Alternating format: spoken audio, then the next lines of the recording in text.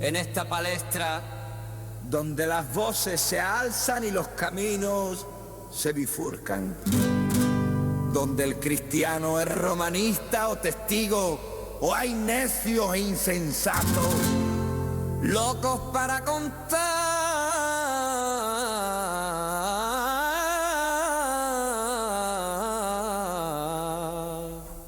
relatos.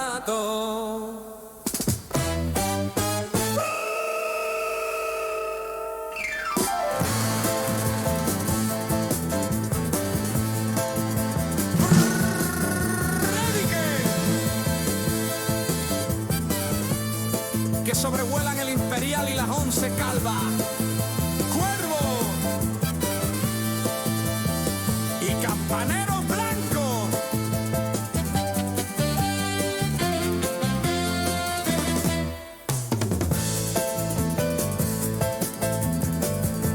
En medio de esto, una pregunta que lo cambia absolutamente todo.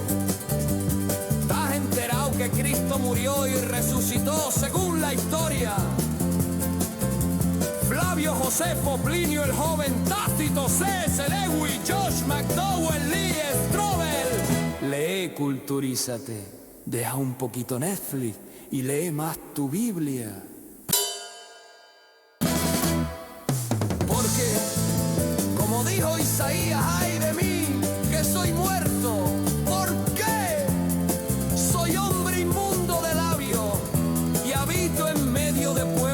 Tiene labios inmundos y he visto con mis ojos al Rey, el Señor de los ejércitos.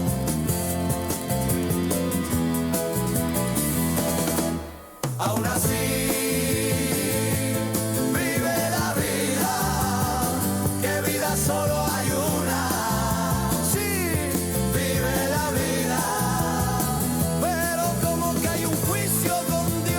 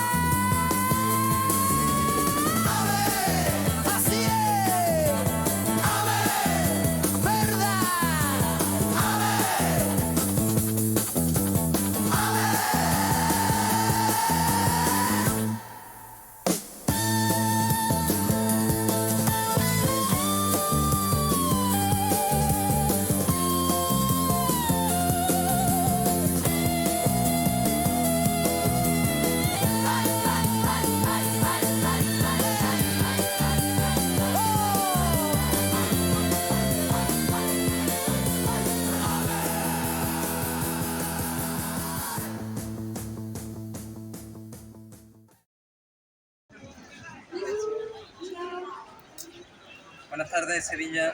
Seguimos hablando un sábado más de la palabra de Dios. Me gustaría empezar este mensaje con la siguiente lectura de las Escrituras. Dice así la epístola a los Hebreos: por tanto, teniendo un gran sumo sacerdote que traspasó los cielos, Jesús, el Hijo de Dios, retengamos nuestra profesión, porque no tenemos un sumo sacerdote que no pueda compadecerse de nuestras debilidades, sino uno que fue tentado en todo, según nuestra semejanza, pero sin pecado. Acerquémonos pues confiadamente al trono de la gracia, para alcanzar misericordia y hallar gracia para el oportuno socorro, porque todo sumo sacerdote, tomado de entre los hombres, es constituido a favor de los hombres, en lo que a Dios se refiere, para que presente ofrendas y sacrificios por los pecados, para que se muestre paciente con los ignorantes y extraviados, puesto que él también está rodeado de debilidad, y por causa de ella debe ofrecer por los pecados, tanto por sí mismo como también por el pueblo. Y nadie toma para sí esta honra, sino el que es llamado por Dios, como lo fue Aarón. Así tampoco Cristo se glorificó a sí mismo haciéndose sumo sacerdote, sino el que le dijo: tú eres mi hijo, yo te he engendrado hoy. Como también dice en otro lugar: tú eres el sacerdote para siempre, según el orden de Melquisedec. Y Cristo, en los días de su carne, ofreciendo ruegos y súplicas con gran clamor y lágrimas, aunque le podía librar a un sacerdote que presentan ofrendas, que le podía librar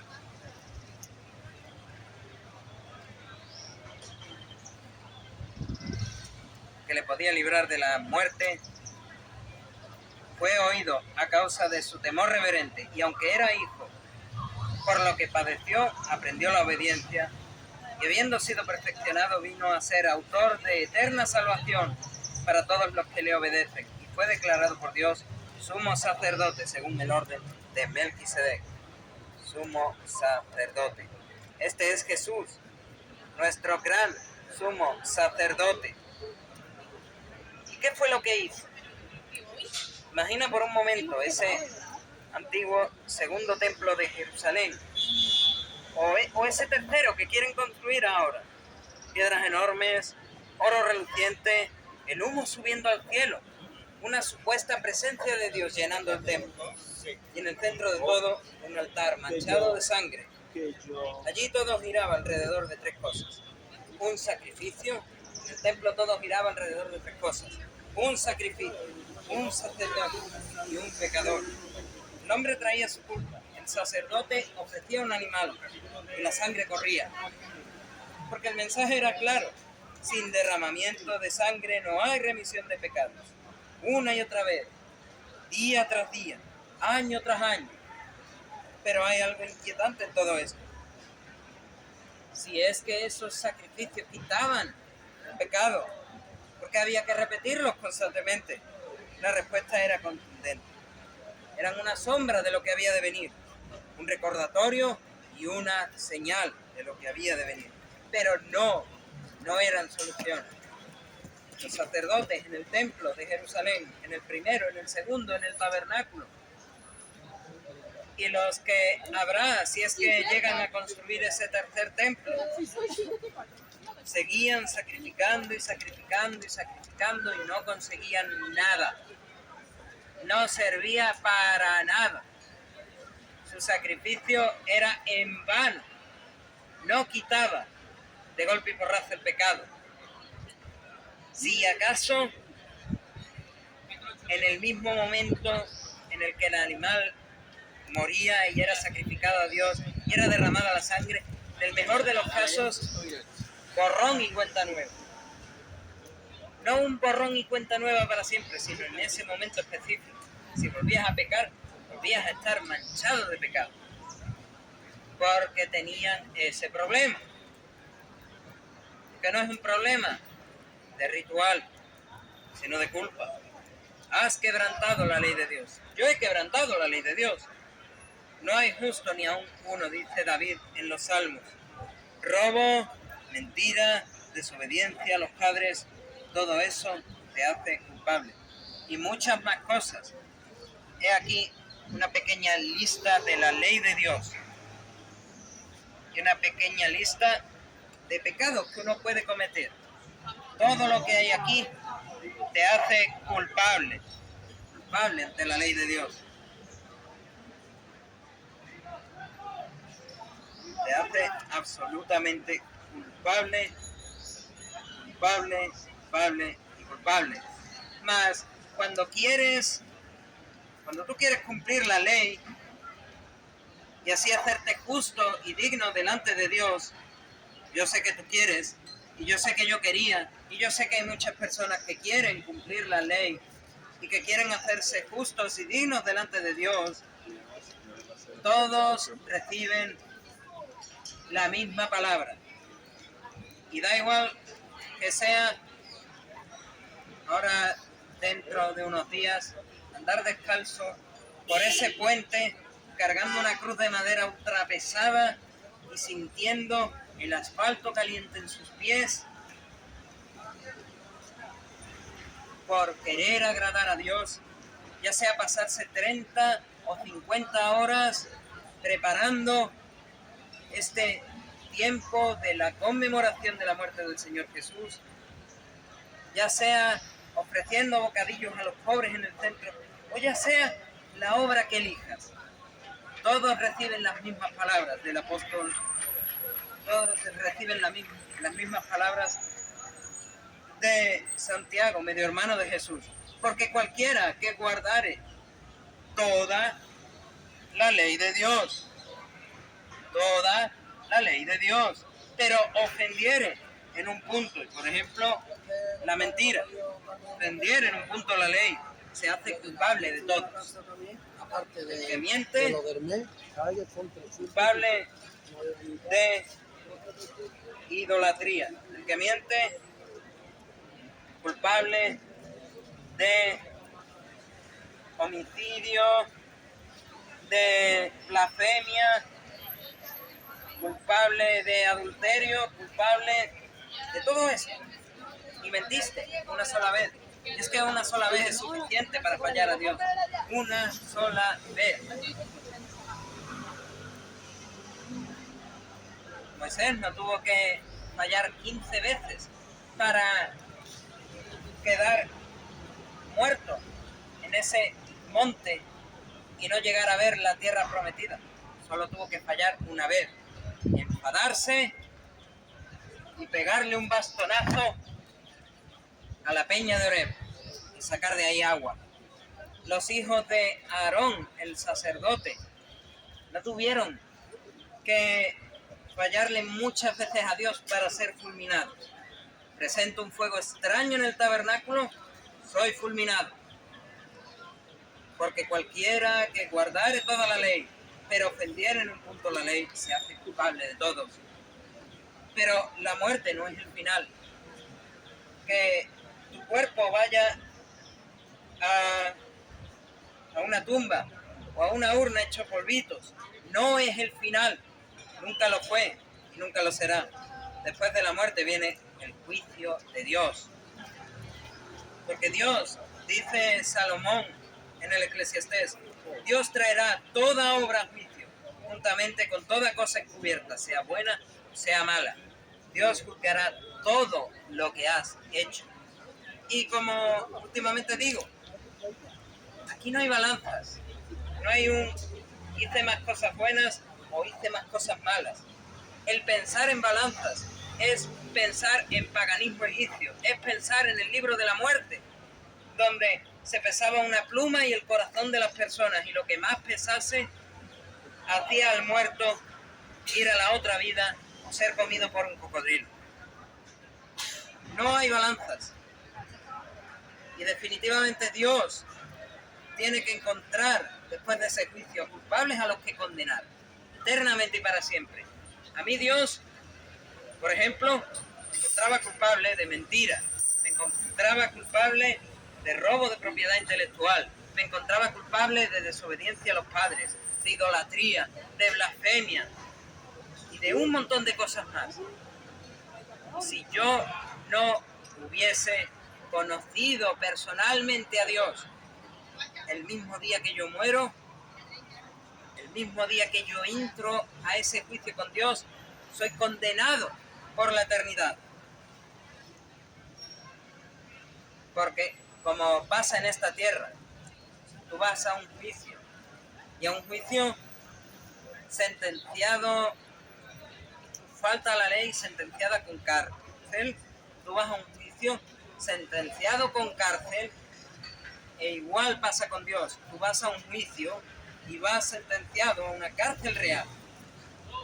No hablo simbólicamente ni suavizando las cosas, porque no puedo. No puedo suavizar la eternidad del infierno. Es una consecuencia real de una culpa real, es un castigo eterno. Ese es el infierno. Y Jesús es el que más habló del infierno. De hecho, muchos tienden a pensar, muchos ateos, que bueno, en el Antiguo Testamento no había infierno. Mentira, se hablaba muchas veces de castigo y de castigos muy severos. pero Jesús es quien más habló del infierno. Precisamente porque Él era esa solución al infierno. Ahí es donde todo el sistema antiguo de sacrificios, de templo, encuentra su cumplimiento. Cristo nació sin pecado, vivió sin pecado, resistió las tentaciones del diablo. Adán, y lo he dicho alguna que otra vez, resistió una tentación. No pudo. No pudo resistir una tentación. En las mejores condiciones, en el Edén, alimentado, sin hambre, sin sed, sin guerras, sin enfrentamientos, sin maldad, sin absolutamente nada, en el mejor lugar del mundo, junto a la presencia de su Dios que lo había creado. Y Adán no pudo resistir una tentación. Y Jesús, después de 40 días y 40 noches, habiendo ayunado, sin comer, sin beber, muerto de hambre, muerto de sed, debilitado, como prácticamente ningún otro hombre en la historia ha sido debilitado. El diablo va y le tienta 3 veces.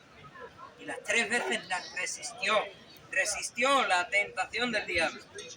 Y culminó su vida ofreciéndose como un sacrificio real en la cruz, muriendo en la cruz por nuestros pecados, siendo sepultado y resucitando al tercer día, conforme a las Escrituras. Eso dice Pablo en su primera carta a los Corintios, capítulo 15. No estaba representando algo, no era una representación, estaba pagando por el pecado, estaba cargando la ira de Dios por los pecadores, estaba sufriendo el juicio que los pecadores debían de sufrir. Y digo, lo estaba sufriendo para que todos los pecadores tuviesen esa puerta abierta, esa segunda oportunidad. Pero no porque todos los pecadores fuesen a ir al cielo. No, señores, la palabra de Dios lo dice claramente. En el Evangelio de Juan, Jesús dijo: y a los que creyeron en su nombre, Dios les ha dado potestad de ser hechos hijos de Dios.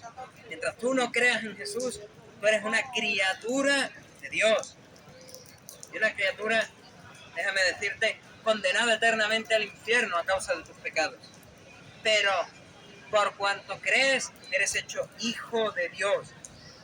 Estaba Jesús vagando, cargando, sufriendo en la cruz por el pecado. Por una sola ofrenda hizo perfectos para siempre a los santificados. No vino a mejorar el sistema de sacrificios, no lo hizo. Vino a terminarlo.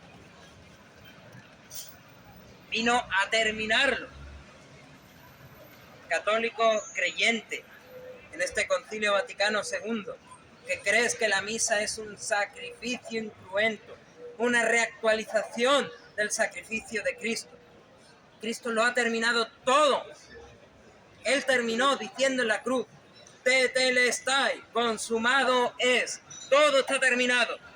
Cristo, dice la epístola a los Hebreos, y lo leo. Estamos en la epístola a los Hebreos. Cristo ofreció una sola vez y para siempre un solo sacrificio por los pecados, y se sentó a la diestra de Dios. Una sola vez, para siempre, un solo sacrificio. Eso es lo que hizo Jesús en esa cruz. Y después se sentó a la diestra de Dios, porque su obra estaba terminada. El templo terrenal apuntaba a uno mayor, que era Cristo Jesús. El altar terrenal del tabernáculo y de los 2 templos de Jerusalén apuntaban a un sacrificio definitivo, que era Jesús entrando en ese templo celestial, ofreciéndose como ofrenda. Templo, ofrenda y sumo sacerdote. Se ofreció a sí mismo por nuestros pecados. El sacerdote terrenal a uno perfecto, que es Jesús. Así lo dice la carta a los Hebreos. Cristo es las 3 cosas: sacrificio, sacerdote y templo. Y además es esa respuesta al pecador. Voy terminando aplicando este sacrificio a nosotros. ¿Qué hacemos para aplicar este sacrificio, para recibir la salvación inmerecida, para recibir el cielo inmerecido? ¿Qué hacemos? Esto nos lleva directamente a ti. Debemos arrepentirnos, es reconocer el pecado, sentir la gravedad de haber fallado a Dios, abandonar activamente, o por lo menos buscar abandonar activamente la vida de pecado y volverse a Dios, pidiendo perdón a Dios, porque miles de veces, un montón de veces en las Escrituras se dice solo Dios puede perdonar los pecados. Los fariseos, estando junto a Jesús, que perdonaba pecados a un paralítico, decían en sus cabezas: ¿quién puede perdonar pecados sino solo Dios? Porque solo Dios era capaz de perdonar las ofensas contra sí mismo. Solo Dios era capaz de perdonar las ofensas contra sí mismo. Por eso Jesús podía perdonar las ofensas contra Dios. Y necesitas creer, necesitas confiar en lo que Cristo hizo, no por vista, sino por convicción. La misma epístola a los Hebreos dice, capítulos más adelante, estábamos en el capítulo 10, dice en el capítulo 11, es pues la fe, la certeza de lo que se espera, la convicción de lo que no se ve, porque por ella alcanzaron buen testimonio los antiguos. No por vista, sino por convicción, con la certeza de que su obra es más firme que cualquier hecho histórico.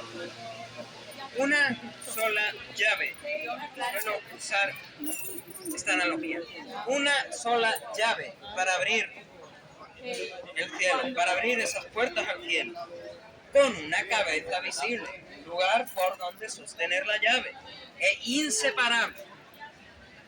Fe sostenida en el tiempo por arrepentimiento. No puedes separar las dos cosas. Amigo católico romano, que muchas veces se te dice tienes que tener fe y actuar en obras. No, es una misma cosa y no puedes separarla. Es una misma cosa y no puedes separarla. Fe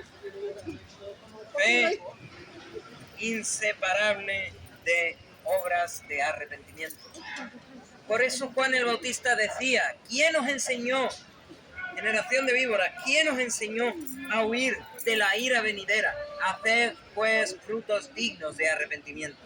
La salvación no es una colaboración entre Dios y el hombre. No es que Dios le da una ayudita al hombre para poder alcanzar el cielo, como muchas religiones piensan. Es una obra completa y exclusiva de Dios. Lo vuelvo a repetir, es una obra completa y exclusiva de Dios. El Padre que envió, el Hijo que se ofreció y el Espíritu que aplica en el creyente esta salvación. Ahora todo encaja. El templo era una sombra, el altar era una figura, el sacrificio era un anuncio. Concluyo. Pero ahora el altar quedó inútil. No hay templo, no hay más sacrificio, no hay más remisión de pecados por sacrificios animales. El sacrificio ya fue hecho. Como decía, las últimas palabras de Jesús en la cruz fueron: tetelestai, consumado es, todo ha terminado. Y el sacerdote ya se ha sentado a la diestra de Dios. El sumo sacerdote se ha sentado a la diestra de Dios. No hay más castas sacerdotales, no hay más levirato. Por mucho que lo intenten pintar con sotanas negras y alzacuellos blancos, no hay más levirato. El sumo sacerdote se ha sentado a la diestra de Dios después de haber ofrecido un solo sacrificio, una sola vez y para siempre, el sacrificio de su propia sangre derramada en la cruz. No porque Dios haya dejado de salvar, sino porque ya proveyó todo lo necesario para que te salves. Ahora depende de ti. La decisión final depende de ti. No necesitas ni un solo sacrificio más, no necesitas ni un solo mediador más, no necesitas repetir lo que ya fue consumado, terminado. Consumado significa está terminado, está completo, no hace falta más nada. La pregunta ya no es qué falta por hacer.